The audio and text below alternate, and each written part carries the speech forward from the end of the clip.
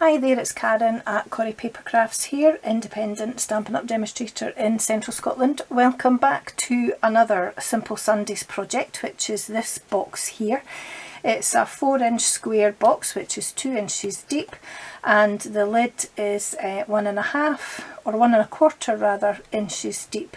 And I thought I would bring a little Christmas in July, which some demonstrators do, and it's using products from the new autumn winter mini catalogue.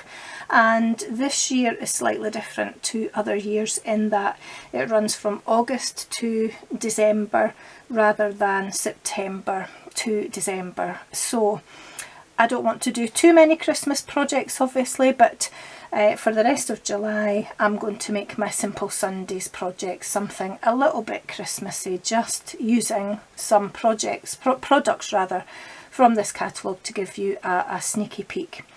So all the products I've used for this box have come from this catalogue, and it's not particularly Christmassy, but it could be if you want it to be. So I can only show you the front cover of the catalogue. I'm not allowed to show you the inside yet, but if you do want to see the inside and get products from this catalogue as part of your kit, then you could be joining as a demonstrator yourself for only £99 and choose £130 worth of products, which you can choose from either the annual catalogue or the August to December mini catalogue, or a mixture of both, and then you would be able to see everything that's in here. So the products that I used for this particular box here: the designer series paper is a 12 by 12 pack, and it's the Heartwarming Hugs designer series paper. So I'm just going to let you see these papers, which are just gorgeous. Just quickly take you through the designs. Double-sided as always with most of our papers, just lovely. And because I don't know them off by heart yet, the colours in this suite are Mossy Meadow, Pear Pizzazz, Real Red and Whisper White. So that gives you your Christmas reds and greens, which a lot of people like. So I'm going to show you how I made the box, and this time I'm going to make it a green version, but the bow, for the bow I used the gift wrapped photopolymer stamp set, and photopolymer rather, not photo, and this is the bow here that I used for cutting out, and I used the bow, the gift bow builder punch, because you can pop a little bit in the middle of the bow if you want, and there's a little tag that you can use here as well. I think you can maybe see that. So popping all that to the side, what you'll need to make this box is a piece of cardstock measuring 8 inches square, but taking a 1/16 off of 2 of the sides, just so that the lid fits, and then that lets you cut your designer series paper to 8 inches by 8 inches. So if I line them up together like so, you'll see that the lid is slightly bigger, or the base is slightly smaller than the lid, and that makes sure that you get a perfect fit when the box goes together. And as I normally do, it's a reinforced lid that we're going to make as well. It's a box that I've made before, but it's nice and easy, and I've been asked about my square boxes again, so I'm just going to make another one. And this ribbon on here is the sheer ribbon in Real Red, which is just gorgeous, really pretty ribbon. So I'm going to make a green version of this, as I say. So popping that to the side and lifting these until I can get my, oops, I'm knocking my paper all over the place. Bring in my scoreboard and I'll get all the scoring done. So for the base of the box, we're going to score at 2 inches on all 4 sides.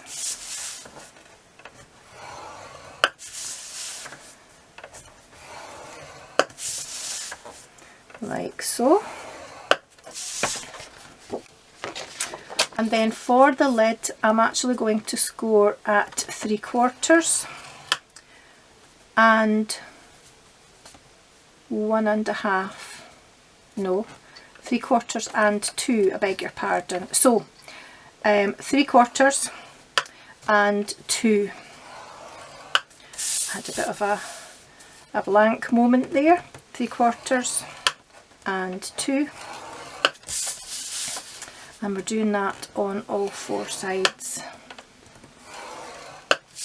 And although that score line here is at 2 inches, like it was on the box, because we've made one slightly smaller, then they'll go together perfectly.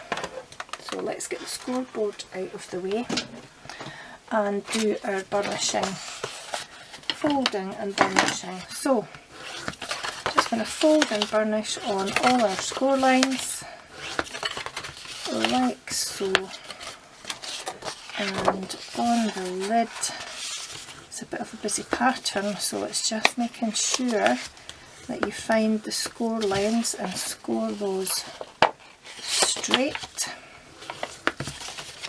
There we are.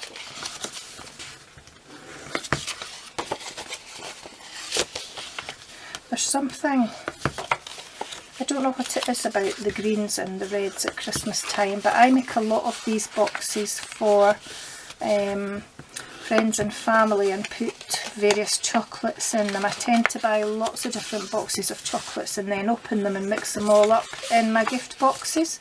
And I always tend to make them in the reds and the greens. So that's all our folding and burnishing done. So like we've done on many other boxes, I'm going to cut up each of these corners, keeping the straight edge, that's not very straight but we'll just pretend it is, on the, oh gosh, let's straighten that up just a little bit.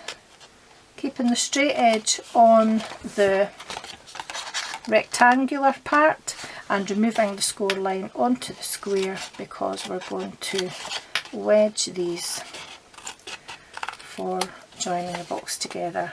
And as always, I'm rotating and I'm doing the same again.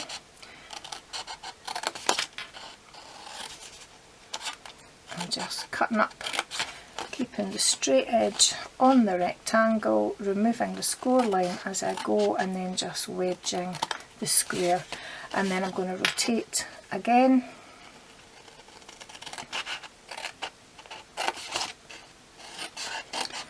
And then wedge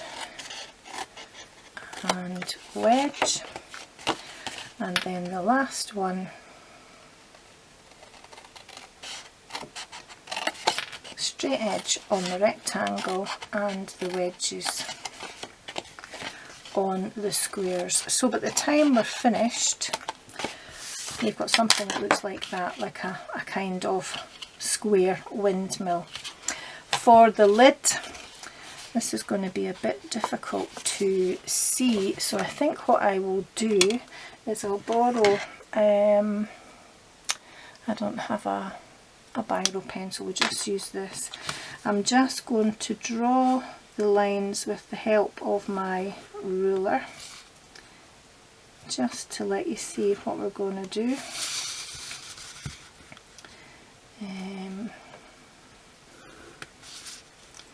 And here are the score lines in the corner. So like, I don't know if you can see that any better, like the box, we've got a square in each corner, but because we've made 2 score lines on each side, that square is divided into 4 sections. This is the section here that we're going to keep.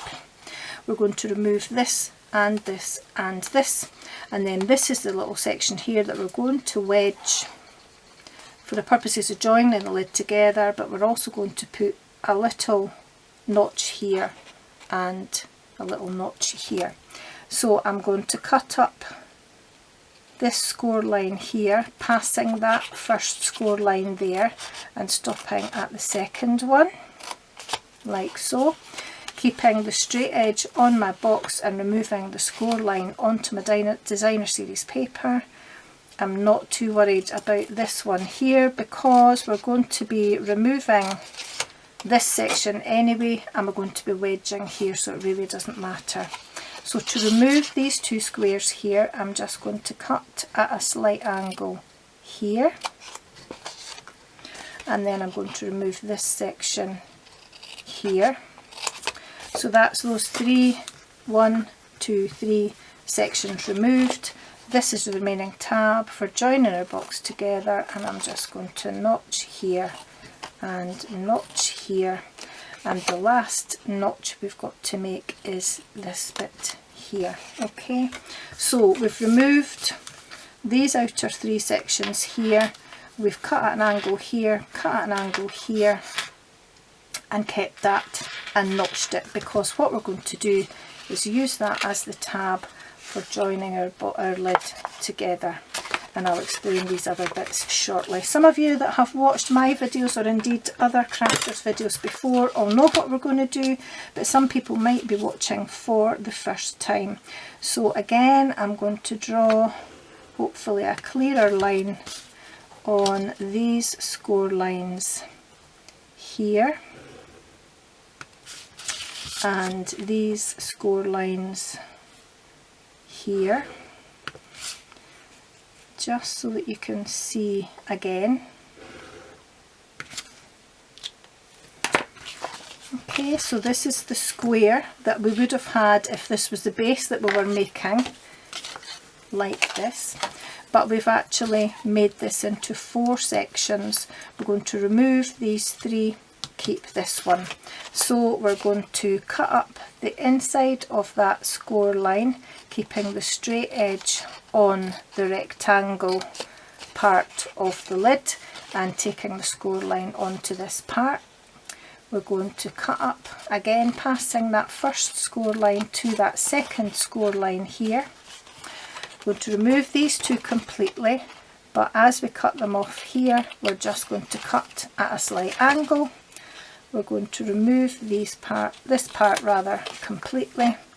I'm going to notch this square here, and if it's not straight it doesn't matter because it's going to be hidden anyway, and then notch this part here. Okay, and again we end up with what would be a windmill effect, because we're going to rotate it and rotate it again. So I'm going to do these last couple of squares and then I'll come back to you once I've done that, so I'll see you in a minute. And I'm back having done all the cutting, and what I've also done is I've added tape on as well, just to save a little bit of time. So I'll explain each part in turn. So when you've cut your base, this is going to be what is the inside of your box. So you want to turn it over to essentially what is the right side or the outside of your box to add your tape, because this flap is going to stick inside the box like so. So you want the tape on the right side, although that might sound a bit strange if you're not used to crafting. You can cut these tabs down a bit if you want, but I tend to leave them as they are and put 2 or 3 pieces of tape on, because it keeps the box really quite sturdy. If these are made as a gift and you're putting something in them, then they can warp out of shape a little bit, particularly if they've got quite a lot of chocolates in, which I tend to put in. So I leave my flaps the same size without cutting them down, and I just put plenty tape on. So we'll go ahead and put the box together. So we're just going to remove all the backings from the tape on all of the flaps.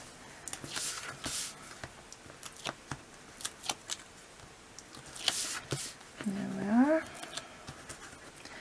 And oops, as always, what we're going to do is we're going to fit this straight edge to this folded edge, like so. Straight edge to folded edge. And what I tend to do while I'm putting my edges together is I tend to hold the flaps out of the way, so that if I stick it squint, I don't have to unpick 3 pieces of tape. So I always just tend to hold it back out of the way a little bit until I line up the folded edge with the straight edge, and I've still got a hold of this here, so it's still only one piece of tape that's really stuck down and not all the way. And then I just give it a press like so. And again, straight edge to folded edge. And then to make sure it's all stuck down, particularly along that edge, is I just give it a burnish with my paper folder like so. And that makes sure that you get these nice neat joins. And I think this was the flap that I didn't cut particularly straight, so we'll just sort that just now. And again, any furry little corners you've got, you can neaten them up as long as you don't cut the corner of your box. So that's the box part made. As far as the lid is concerned, like the box, these are the flaps that are going to join your lid together, so you want the tape to be on what is the outside, the right side of the paper. Again, you really only need one piece of tape here, because once this joins together, you're then going to fold these flaps down so it does hold that flap in place. But again, because for Christmas gifts generally tend to be transported elsewhere once they've been given, or you transport them elsewhere in order to gift them. So if it's a Christmas gift with lots of sweeties and things in it, I tend to pop an extra piece of tape on all of those flaps. So I've taken the backing off of those, but just before we put it together, you'll notice that on the inside of these flaps I've put a piece of tape along the outer edge, because these are the flaps that are going to fold over to make that reinforced neater edge on the lid. So as always, straight edge to folded edge, just exactly the same as when you made your box. I'm ignoring these other parts for now. And then what I tend to do, I'll just fold these out of the way so that you can see. I tend to, again, come in with my paper folder and just give that a good burnish along that join to make sure that the edges are all well stuck down like so. And then this flap here is the one that we're going to fold over like this. Now some people take all these pieces of tape off and then they sit the box like this and they fold the flap over. Personally, I prefer to do it one at a time, keep it flat on my work surface and just fold it over gently and give it a bit of a press down like so. Again, coming down to the next edge, take the backing off and just fold it over like that and give it an extra press down. And I just go round one side at a time and make sure that it's stuck down nice and flat and that it's stuck nice and securely. So last one, fold it over nice and straight. There we are. I feel sometimes when I do that I tend to curve when I'm sticking it down, but I like my lid to stay straight. So again, as always, the moment of truth. There we are, okay. And that's not going to fall off. So that's my box made. And then what I'm going to use to tie this one together is the Mossy Meadow diagonal stripe ribbon. If you remember, I think it was last year's Christmas catalogue, we had this in, it was either Cherry Cobbler or Real Red. I think it was Cherry Cobbler, so you might recognise it. So I'm just going to, and it's different colours on each side, you'll see it's got kind of got a right side and a wrong side.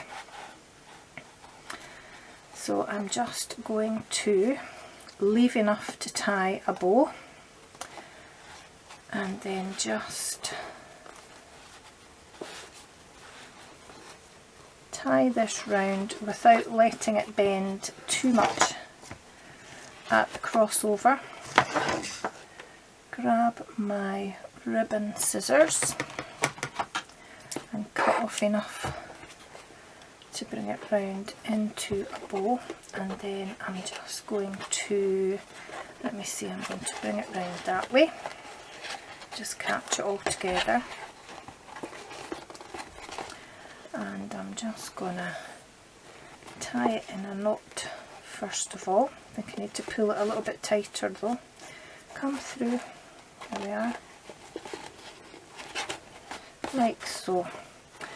I'll probably pull that up a little bit, and then I need to make, I think it might be easier to make the bow with this one and bring this one round. Now what I'm going to have to do once I've brought that round is I'm going to have to twist it so that I get the right side of the ribbon coming through on the other side, if that makes sense. So you've got to manipulate it a little bit to make sure that you've got the right side of the ribbon on all the outside parts that you want it to be. I'm just going to twist that round a little bit here. There we are. Just pull that through a little bit. Okay, don't know what I've managed to do with my tails, but I'm not going to mess about with them, so I'm just going to cut them like so and leave my bow as it is. I might have to neaten that up later, but you get the idea. And I've already stamped my bow in Memento ink, the Tuxedo Black, and I'm cheating a little bit because I don't have Mossy Meadow alcohol markers, but I do have Old Olive, and I'm just going to use the dark Old Olive, and I'm just going to colour in my bow. Nothing fancy at all. So I'm just wanting to make sure I colour these in without going out the lines, and I think what I might do is put the lighter Old Olive in the middle once I've used the dark on these outer sections. I'm not the world's best colourer inner, if that's a word. Well, it is now, but I do enjoy it, so I'll do this as quickly as I can without going out the lines though, because I don't want to be messy. And then I'll use the lighter one on the inside. What I did with the bow on the other box, which I'll show you in a minute, was I used the colour lifter on the inside because I went over all these black lines with the darker pen, but it didn't really show up, and then I didn't like it anyway, so I used the colour lifter on the inside, but wasn't too happy with that either. So I'll try it this way this time, using the dark on the outside and the light on the inside, which will be a little bit quicker than the dark. I'm not going to worry about the two little bits that have gone out the lines, but I don't know if you can see this is a little bit lighter just on these parts, but I missed these bits as much. I didn't do as much colour lifter, so I didn't like it. So I'll just use the light, and I'll use the lighter one on the inside, and that looks a little bit better, I think, than using the colour lifter. I'm not really wanting to get any real effect from it other than just being able to differentiate between the colours, really. Nothing any more spectacular than that. There we are. I'm not going to worry too much about those bits because the light ink covers them up anyway, so I much prefer that. Just blend that bit in a little bit more. There we go. And then I used my my gift bow builder punch to punch that out once I've lined it up, and once I'm happy.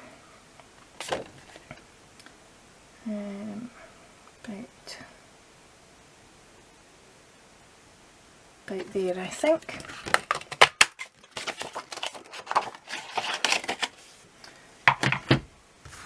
need those extra bits. There we are. And then I just stuck a couple of dimensionals on the back. Oops daisy, managed to, that's the wrong size. I managed to switch my lamp off at the same time. It's a touch lamp, so if you touch it then it goes off. And actually I think I will use a couple of my mini dimensionals just for these parts here, and then I'm just going to stick them on.